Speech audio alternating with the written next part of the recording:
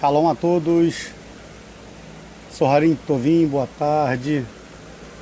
Como prometido, estou aqui para estar elaborando esse vídeo, ainda um pouco precário mediante a qualidade da imagem, mas cumprindo com o meu compromisso para com todos vocês. Hoje estaremos falando da apostila, o tópico 4, que fala justamente da reforma protestante e da contra-reforma ou reforma católica. Esse período foi um período onde surgiram diversos pensamentos teológicos e filosóficos acerca dos conceitos bíblicos, porém é um tópico que ele não ficou restrito ao cunho religioso, e sim teve uma grande repercussão na área política, social.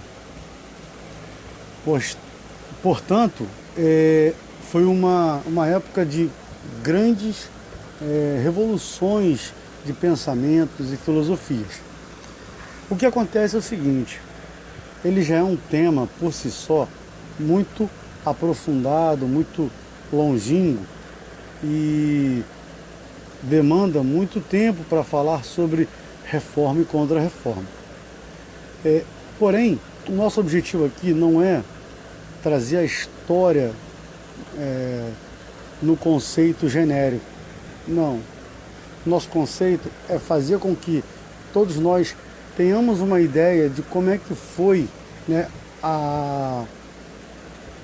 a mudança de pensamento acerca das Escrituras. É nesse ponto que nós vamos frisar. Nós vamos tentar trabalhar somente a área religiosa, para que todos nós entendamos um pouco, Aqui não tem nenhum historiador de formação para ficar levando o conceito muito aprofundado. Nosso objetivo, como eu falei, é ajudar os irmãos a entenderem as diferenças e fazer com que isso possa esclarecer muitos conceitos que ficaram pelo tempo.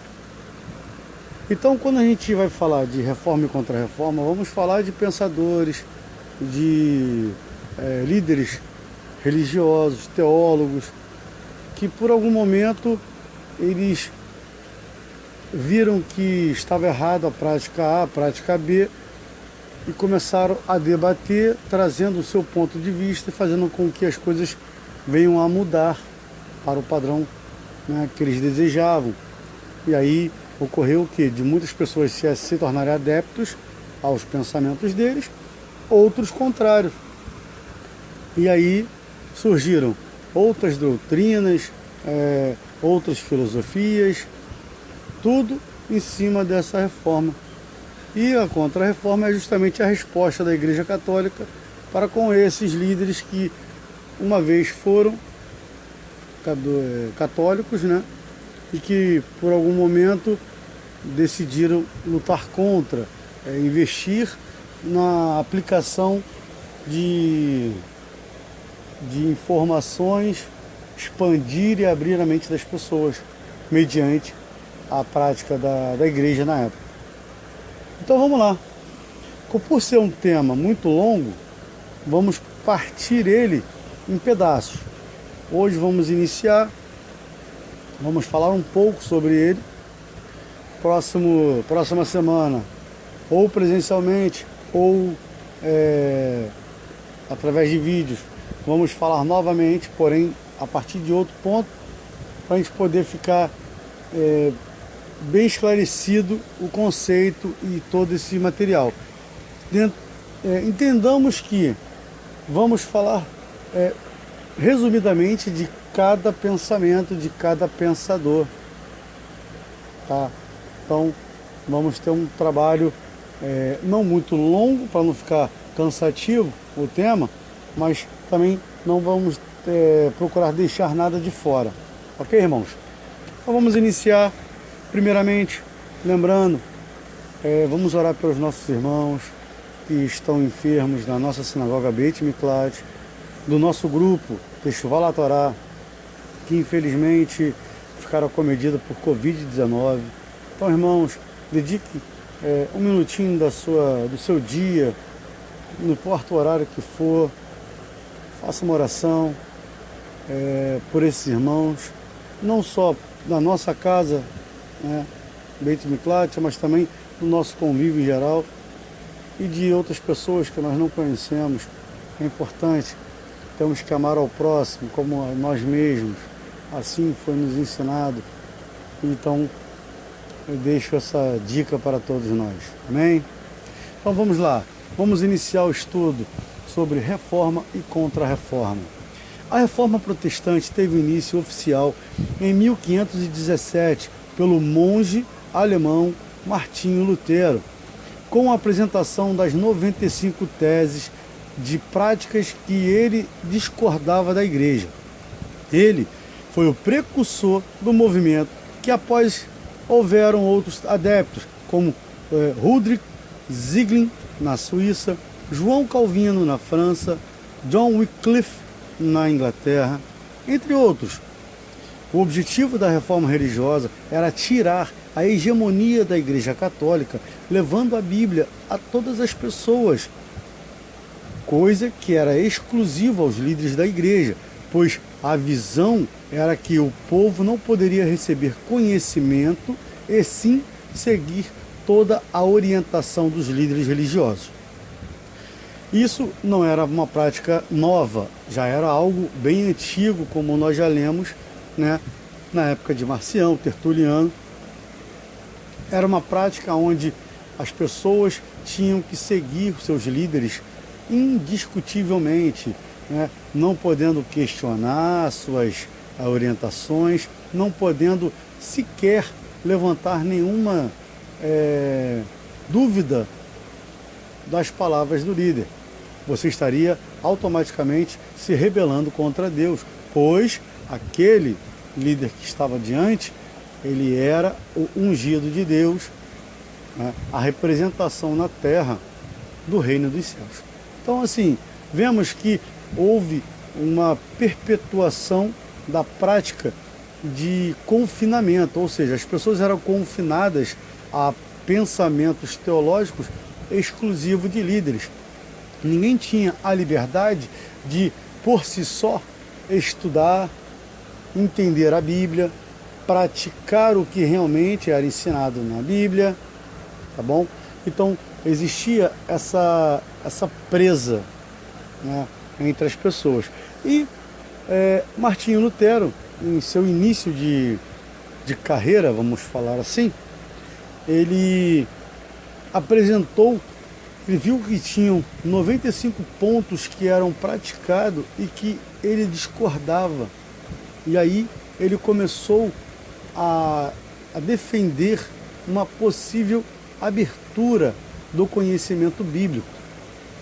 Essas 95 teses você pode entender, pode ver e encontrar até nos livros históricos, onde falam da reforma religiosa, né? E Martinho Lutero, ele tem uma grande presença nesse momento, tá?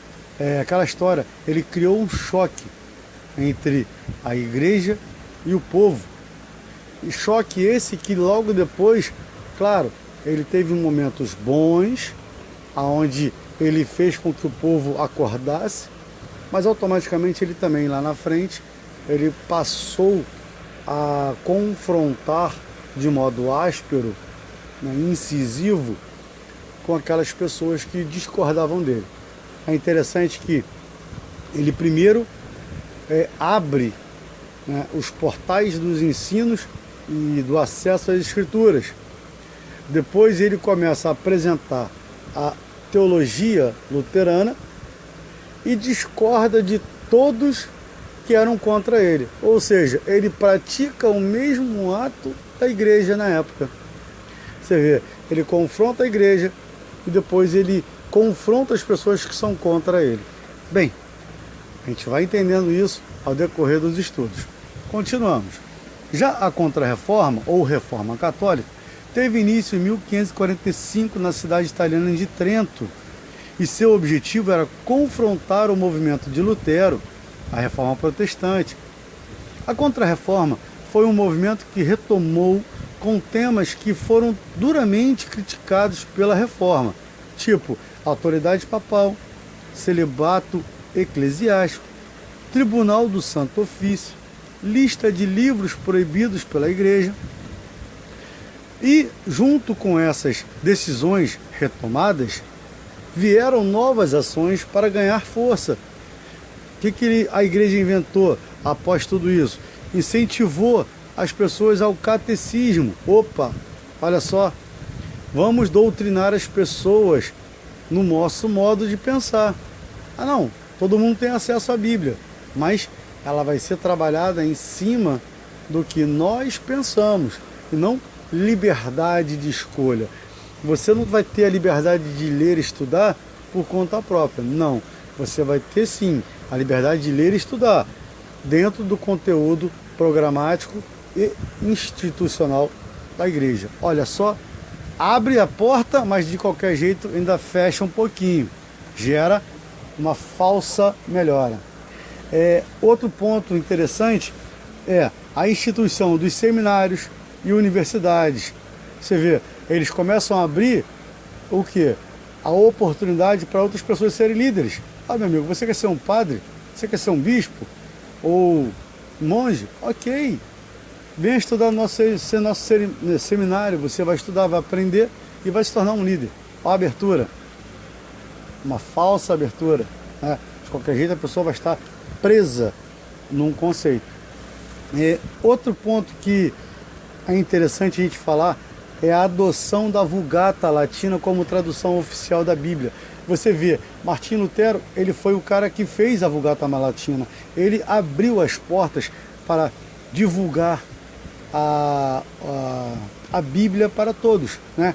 Abriu, pegou, e foi nesse período de Lutero que houve a imprensa que começou a popularizar a Bíblia, né?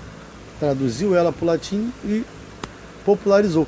Aí que está o negócio, a igreja pega esta abertura que o Martinho Lutero aplica, ele pega e diz que aquele padrão, que aquela tradução da Bíblia é oficialmente da igreja, né? Ele adota aquele sistema que anteriormente foi Lutero, ele adota como sendo uma prática da igreja. Então você vê que tudo eles tentaram manter a igreja, se não foi como a principal pensadora daquele ponto de vista, pelo menos é a pessoa ou a instituição que dá autenticidade, ou seja, ela bate o martelo.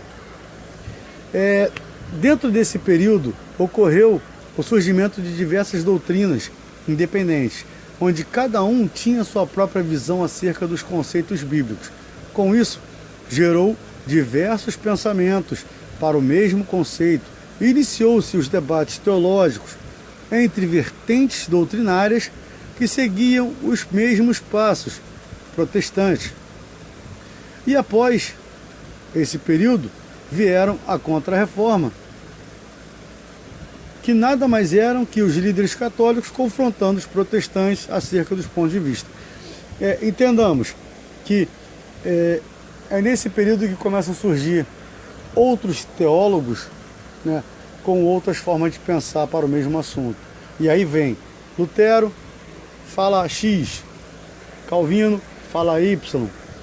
Às vezes Calvino discorda de Lutero. Aí vem John Wycliffe, fala outra informação. Vem também John Wesley, fala outra coisa, confrontando Calvino. E você vê que começam a abrir outros pensadores, outras pessoas, outros teólogos com as suas teorias. Aí abre de verdade o protestantismo no mundo, porque daí surgiram as denominações que nós conhecemos hoje. Por exemplo, John Wesley o pai da Wesleyana, do pensamento wesleyano. Você vê que eles surgem com diversas formas, como hoje nós temos na igreja evangélica, né, o cristianismo evangélico. Cada doutrina, cada segmento religioso tem o seu ponto de vista. O batista é mais tradicional, não aceita, não reconhece o batismo do Espírito Santo, esse dom de línguas. Na igreja Assembleia de Deus, ela já é mais pentecostal, onde ela entende que a pessoa tem que ser batizada pelo Espírito Santo, falando em línguas, né? E aí você começa a ver a diversidade de igrejas dentro do mesmo segmento, cristianismo protestante ou protestantismo. Então, vemos que é aí que começa toda essa salada mista, né? Não querendo falar mal de ninguém, salada mista no entendimento de diversos pontos de vista, tá? Não dizendo qual é certo, qual é errado. Meu objetivo, Odrélio Neto, não é dizer que A está certo, B está errado. Todos para mim são cristãos, têm a mesma fé e a mesma doutrina, independente de serem cristão católico, cristão protestante, todos têm o mesmo ponto de vista. A Trindade, Deus Pai, Deus Filho, Deus Espírito Santo. Então, todos têm a mesma filosofia, salvo, né, essas questões internas, como a questão de santos no catolicismo, no cristianismo católico, a adoção de santos, a veneração da imagem. Então, eles têm esse ponto de vista. Porém, na igreja evangélica não tem santos, não tem imagem, mas tem a cruz, que para eles representa o sacrifício de Yeshua. Porém, a cruz, na verdade, ela não tem esse significado. Ela tem um significado de quê? De maldição. Toda crucificação, ela era vista como uma maldição na vida da pessoa que estava sendo crucificada. Então, quando você coloca a cruz dentro de uma instituição religiosa e olha para ela como se fosse lembrar do sacrifício de Yeshua, você está automaticamente olhando para a maldição que foi realizada, porque foi uma maldição a morte de Cristo. E, entretanto, lembrando que Yeshua era o Cordeiro, né? Nós temos essa interpretação espiritual.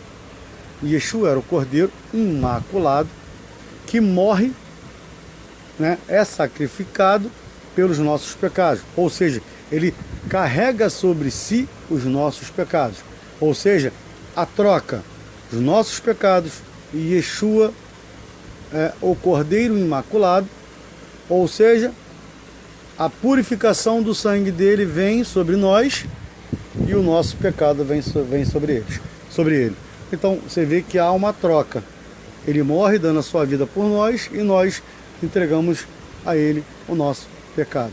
Então, a entender que por ele ter ressuscitado, o pecado ficou na cruz. Então, quando você venera a cruz, você venera o pecado, a maldição que foi recaída sobre ele. Assim, é um pensamento que eu já li, inclusive eu até publiquei já em Facebook, se me falha a memória, eu já peguei isso, eu já li e publiquei em Facebook. Posso depois dar uma procurada para achar esse artigo para vocês. Então, para mim, no meu ponto de vista, segundo o que eu estudo, o que eu já estudei, o cristianismo católico e o protestante, eles são a mesma coisa, somente com pontos de vista diferenciados. Portanto, não estou aqui falando mal de A nem B, só estou trazendo aquilo que nos foi apresentado, ok? Continuamos. A reforma é retratada como um abalo, como abalado a unidade da igreja medieval, né? Você pode ver que a reforma ela mexeu com a estrutura da igreja naquele período medieval, que foi um período também considerado como o período das trevas. Felizmente ou felizmente, Gansu Letová, tudo coopera para o bem. O período medieval é chamado também período das trevas. Levando ao mundo moderno uma cristandade dividida. Quando observamos com mais atenção os séculos anteriores à reforma, descobrimos uma pluralidade de doutrinas eclesiais. Os reformadores protestantes, como veremos, também divergiam entre si a respeito da natureza e da função da igreja e de seu ministério. Examinemos brevemente 5 modelos conflitantes da igreja na Baixa Idade Média. Nós vamos, como eu falei, foram diversos, mas vamos apresentar 5 pontos, 5 modelos que divergiam da igreja naquele período. O primeiro deles é o chamado curialismo, ok? Então vamos lá. Nos tempos medievais, a cúria romana referia-se à corte papal, incluindo-se todos os oficiais e funcionários que assistiam o Papa em seu governo.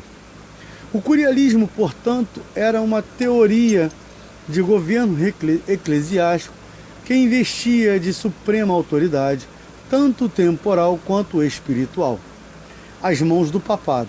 Papa era o cara, assim que era visto. A Igreja de Roma, com sua dupla filiação apostólica, pela alegação que tanto Pedro quanto Paulo foram martirizados em Roma, logo reivindicou um tipo de hegemonia espiritual. As raízes da soberania papal, entretanto, remontam à conversão de Constantino e à subsequente cristianização do Império Romano. A relação entre as esferas temporais e espiritual. Geralmente citadas como as duas espadas, como está em Lucas 22:38, recebeu uma formulação clássica do Papa Gelásio I, que numa carta declarou, abre aspas, 2 coisas há, Augusto Imperador, pelas quais esse mundo é dirigido, a autoridade sagrada, autoritas do sacerdócio e o poder real, potestas dessas, a responsabilidade dos sacerdotes tem maior peso. E se os corações dos cristãos devem submeter-se a todos os sacerdotes em geral, qual o maior consentimento deve ser dado ao bispo daquela sé, o qual o Altíssimo deseja que seja preeminente sobre todos os sacerdotes e a quem a devoção da igreja sempre tem honrado. Fecha parênteses. Reparamos que eles já começam a trabalhar o quê? A igreja está acima de tudo.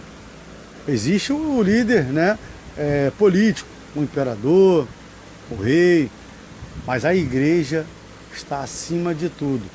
Olha já o pensamento maquiavélico da época. Olha só como que já era estranho o negócio. Já existia uma tentativa de incumbir nas pessoas o medo, o respeito à autoridade religiosa da época. Os pronunciamentos de 3 papas em particular constituem a mais alta marca das exigências papais à preeminência secular. O Papa Gregório VII lançou o seu famoso Dictatus Papae, ditado ou fala do Papa, uma lista de 27 afirmações sobre o poder papal. Ele dizia, por exemplo,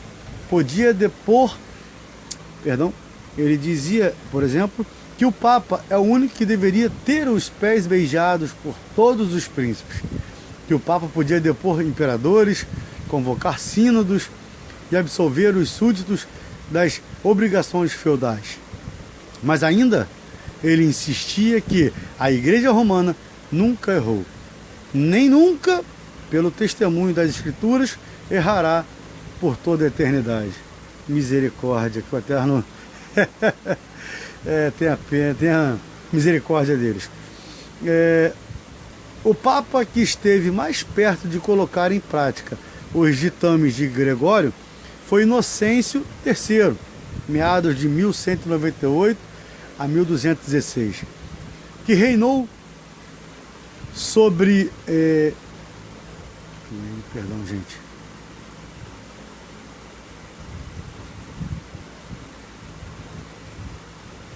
Só um minutinho. Pulou aqui a página. Perdoe.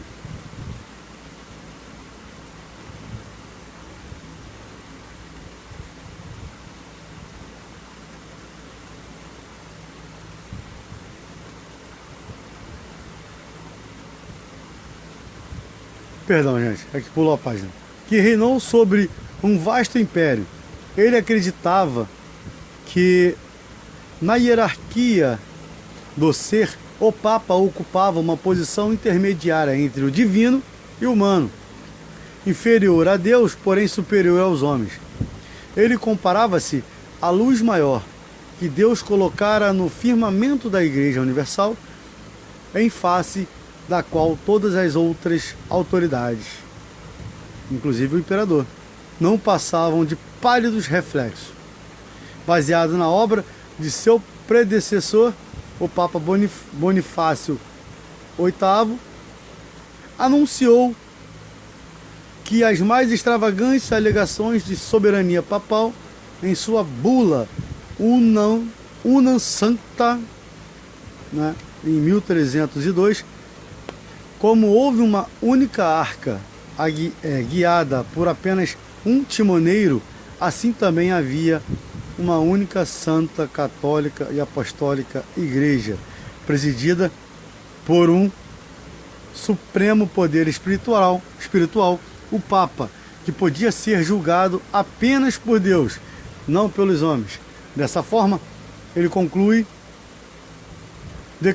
declaramos, estabelecemos, definimos, pronunciamos que, para a salvação, é necessário que toda criatura humana esteja sujeita ao Pontífice Romano. O pontificado de Bonifácio marcou o fim de uma etapa e o início de outra na história do papado. Sua morte foi seguida pelos 70 anos de exílio do papado em Avignon, o chamado Cativeiro de Avignon, 1309 a 1377, e pela chocante confusão do grande cisma ocidental, quando, durante algum tempo, 2 e mais tarde 3 papas alegaram simultaneamente ser o cabeça supremo da igreja. Olha só, o poder era tanto que subiu a cabeça. Começaram a surgir outros papas para requerer o seu direito de soberano. Entendamos que esse período é um período que a igreja começa a impor, né, através dos punhos de ferro, o poder, né, começa a colocar o medo nas pessoas, dizendo que acima dele só existia Deus, mais ninguém, e abaixo dele todo mundo. Ou seja, ele é a instituição que interliga o homem a Deus. Ué, o advogado fiel? Né? Então, ou seja, vemos que eles usurpam a pessoa de Yeshua para os seus conceitos humanos. O poder começa a subir a cabeça.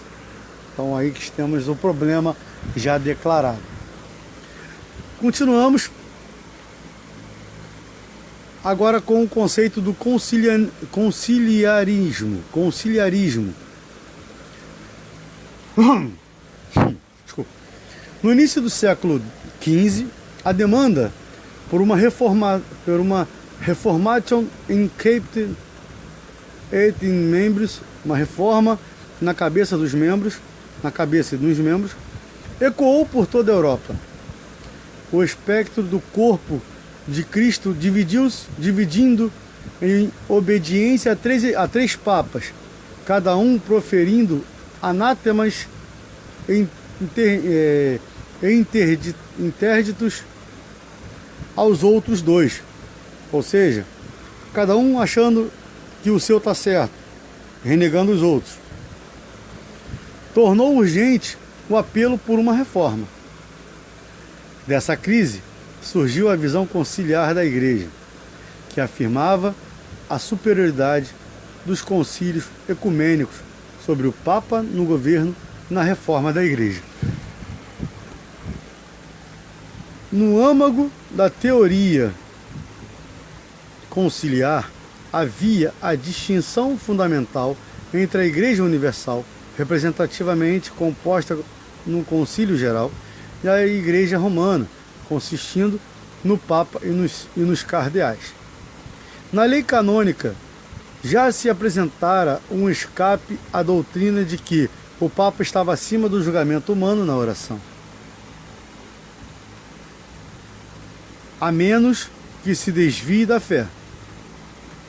Esse desvio era interpretado não apenas como heresia manifesta, mas também como atos que ameaçassem a integridade da Igreja. Depois de várias tentativas mal sucedidas de resolver a crise, o Concílio de Constança, convocado pelo imperador Sismundo, reuniu-se em 1414. Os três papas foram destituídos. Um novo papa, Martinho V, foi eleito e o grande cisma ocidental foi sanado. O papado fora salvo pelo concílio, ou seja, acabou o problema. Elimina-se três e volta a ter um só. Mesmo tendo o Concílio de Constança aprovado dois decretos, o Sacrosanta 1415, afirmando a supremacia conciliar, e o Frequens 1417, ordenando que futuros concílios fossem convocados em intervalos regulares, o final do século XV assistiu ao ressurgimento da monarquia papal e a extinção do movimento conciliar. Em 1460, o Papa Pio II promulgou a bula papal Execrabilis, onde estão algumas das seguintes palavras. Abre aspas. Um abuso horrível, nunca ouvido em tempos antigos, brotou em nossa época. Alguns homens, imbuídos de espírito de rebelião, acreditam em poder apelar do Papa Vigário de Jesus Cristo para um futuro concílio. Desejosos, portanto, de banir esse veneno mortal da Igreja de Cristo. Condenamos os apelos desse tipo, rejeitamos-los como errôneos e abomináveis e declaramos completamente nulos e inúteis. Fecha aspas.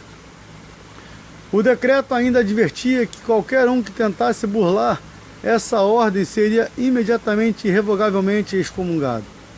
Execrabilis praticamente anulou tanto o Sacrosanto quanto o Frequens, pondo fim à era da reforma conciliar.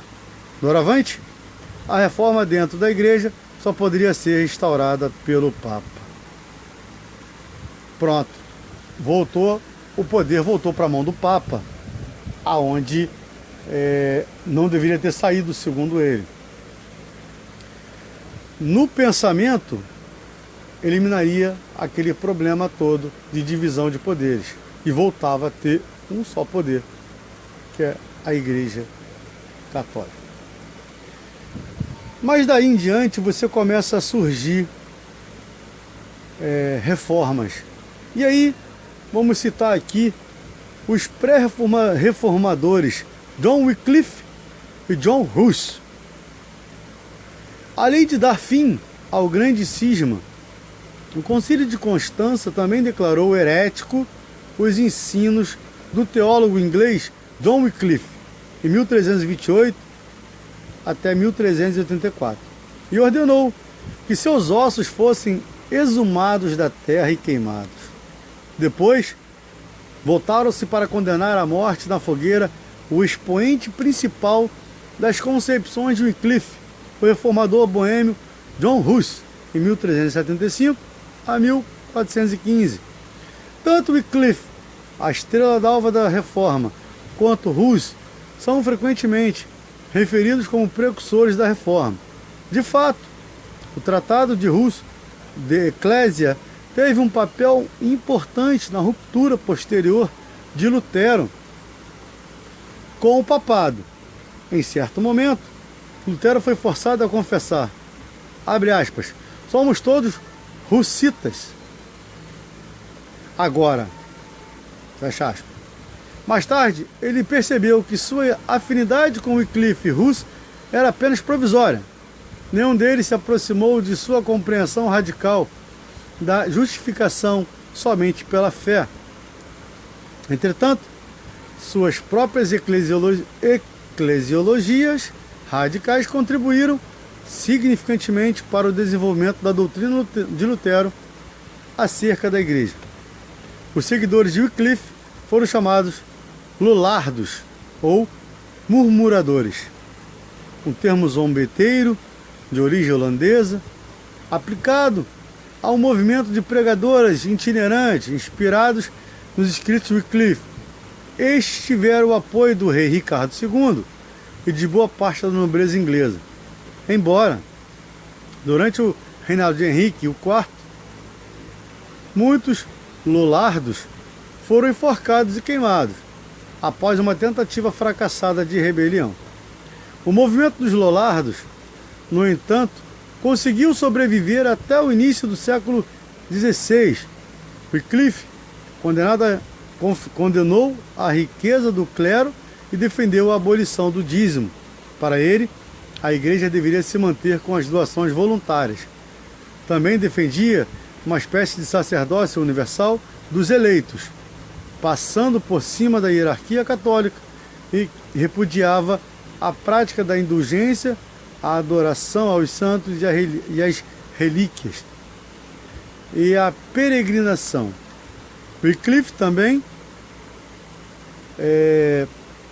contestou alguns sacramentos, em especial a crisma, eucaristia, por refutar o conceito da transubstanciação.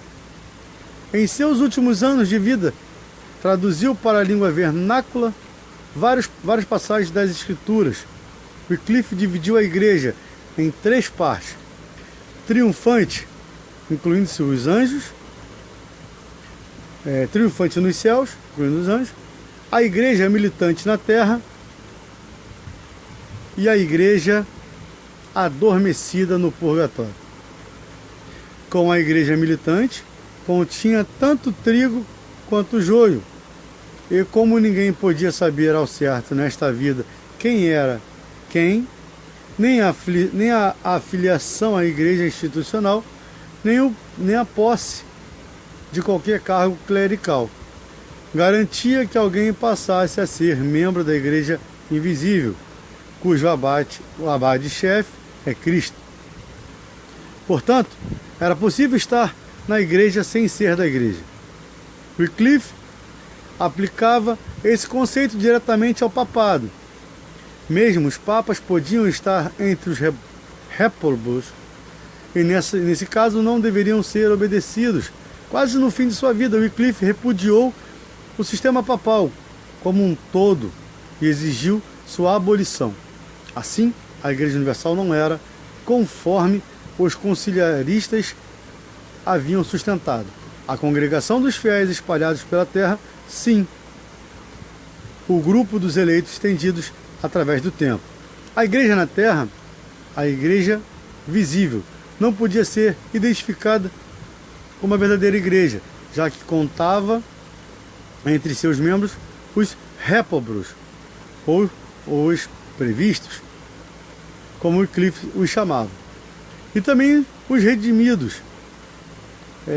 O estridente anticlericalismo de Wycliffe surgiu de sua definição da igreja como um corpo predestinado dos eleitos. Mais tarde, Hus fez ecoar a ideia de Wycliffe, abre aspas, a unidade da Igreja Católica reside no vínculo da predestinação, visto que cada um de seus membros está unido ao outro pela predestinação, e na meta da bênção, visto que todos os seus filhos estão, no fundo, unidos em bênção. Fecha aspas. Também ele escreveu, entre aspas, a autoridade de Pedro permanece no Papa, desde que ele não se afaste da lei do eterno Jesus Cristo. Hus ensinou que a verdadeira igreja consiste apenas nos predestinados, dos quais o cabeça é Cristo. Não o Papa. Embora, se um Papa viver corretamente, poderá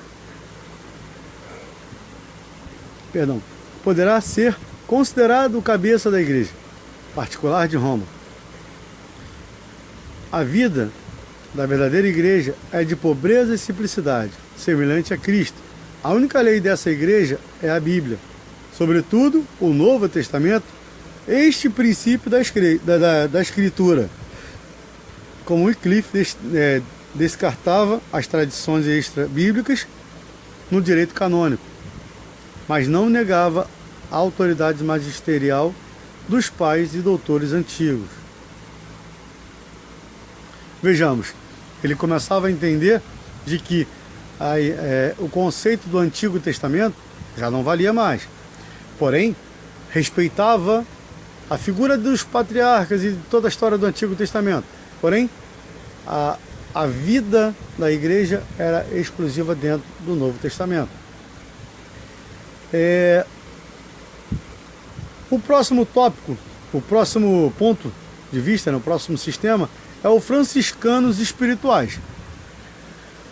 Vamos lá. Uma das maiores forças dissidentes da Baixa Idade Média foi o ramo radical da ordem franciscana, os espirituais, como se autodenominavam, opondo-se aos conventuais transigentes.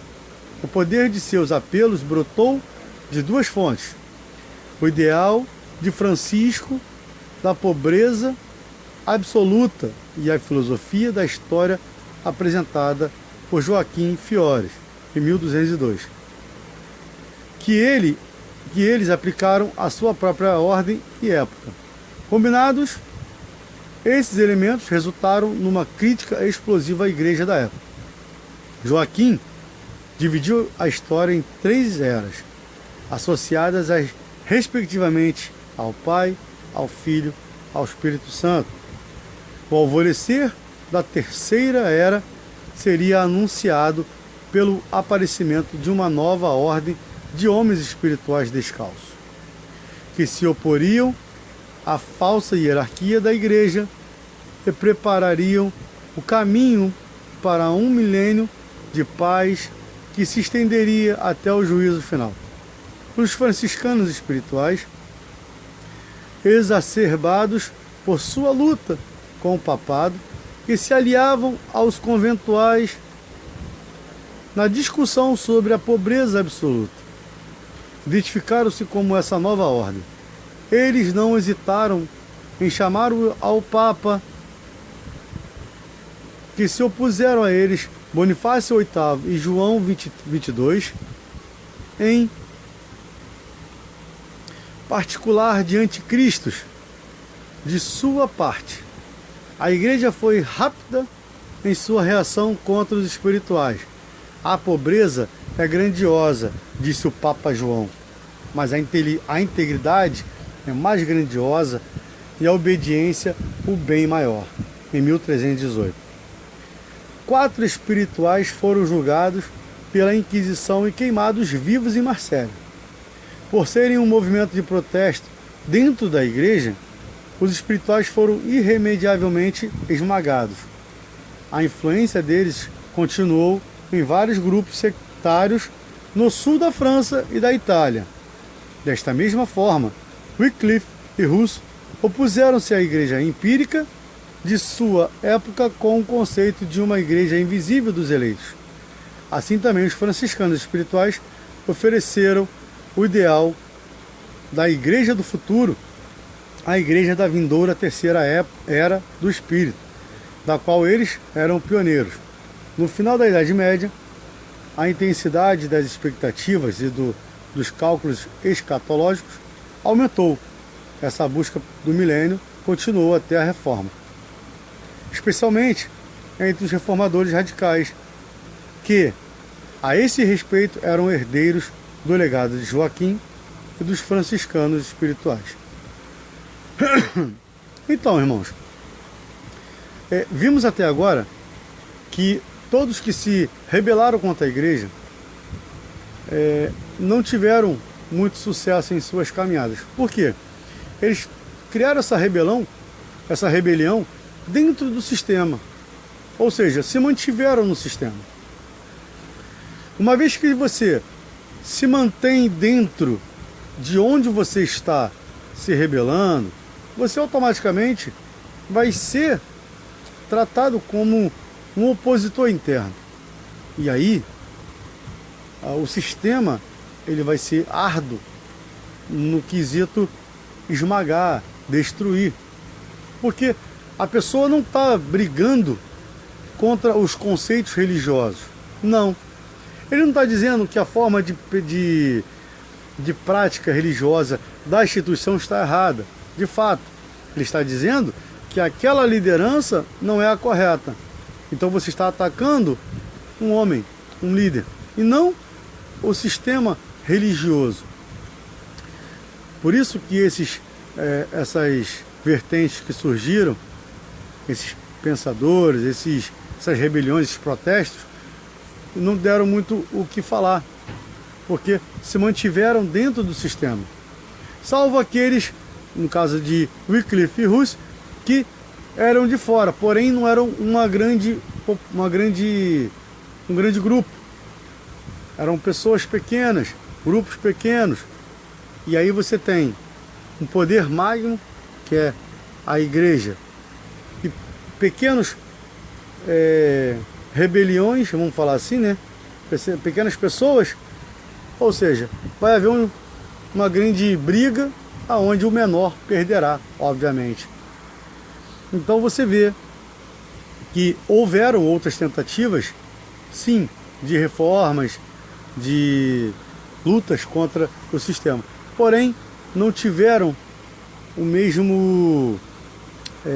a mesma exponência que Lutero.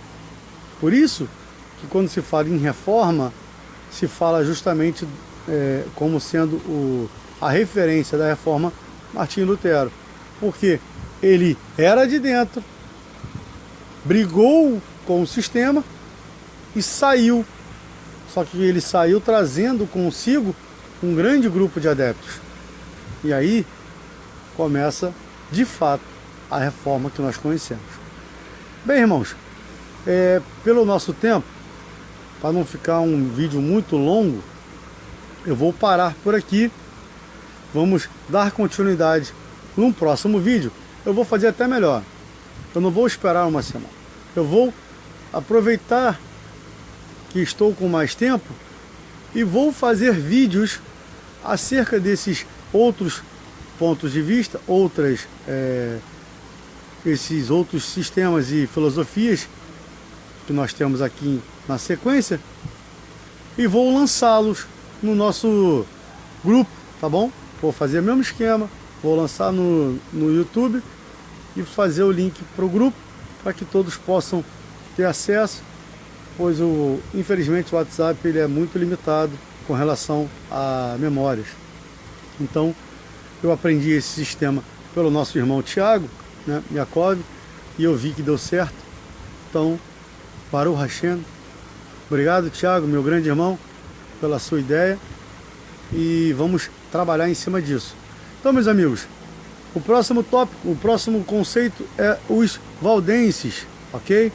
É o ponto de vista 4.2.5. No próximo vídeo estarei discernindo sobre ele e vamos continuar. Um forte abraço a todos, obrigado pelo carinho, obrigado pelo apoio, pelas orações. Conclamo a todos novamente para orarmos pelos nossos irmãos. E, por favor, se tiverem com alguma dúvida, alguma pergunta a fazer, algum questionamento, traz no grupo, vamos debater no nosso grupo. Esse grupo tem o principal objetivo, fazer expandir a palavra de Deus no modo original, tirando do conceito original todas as adaptações que desvirtuaram o caminho oriundo, original das Escrituras, ok, irmãos? Então, vamos fazer esse grupo crescer. Se você tiver um amigo, um irmão querendo estudar um pouco mais, conhecer o pensamento judaico, messiânico, tá? Repito, judaico-messiânico, por favor, traz o nome, traz a pessoa para o grupo. Ele não é um grupo exclusivo a membros da Sinagoga Messiânica Beit Miklat, não. Ele é um grupo para todo tipo de pessoa que deseja estudar, ok, irmãos? Então, conto com vocês para que façamos o grupo crescer e esse estudo ainda ser melhor ainda. Um forte abraço a todos, que o Eterno abençoe cada um de nós, que nos dê uma semana maravilhosa, que nos dê um dia maravilhoso, uma noite maravilhosa, que Ele possa nos falar, nos revelar toda a sua vontade. Assim clamamos, assim pedimos, em nome de Yeshua, nosso Messias e Rei. Amém, ve amém. Baruch Hashem, dia de bênçãos.